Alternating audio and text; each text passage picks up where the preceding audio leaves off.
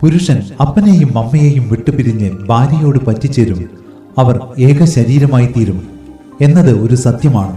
എന്നാൽ നിനക്ക് നന്മ ഉണ്ടാകുവാനും നീ ഭൂമിയിൽ ദീർഘായുസ്സോടിരിപ്പാനും നിന്റെ അപ്പനെയും അമ്മയെയും ബഹുമാനിക്ക എന്നത് വാഗ്ദത്തത്തോടു കൂടിയ ആദ്യ കൽപ്പനയാകുന്നു എന്ന സത്യം നമ്മൾ വിസ്മരിക്കരുത്.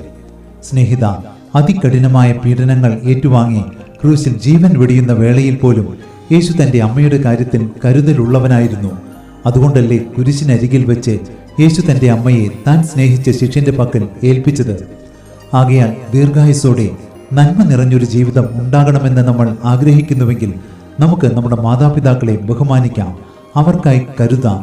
എന്തെന്നാൽ നിന്റെ അമ്മയപ്പന്മാർ സന്തോഷിക്കട്ടെ, നിന്നെ പ്രസവിച്ചവൾ ആനന്ദിക്കട്ടെ എന്നല്ലേ വചനം പറയുന്നത്.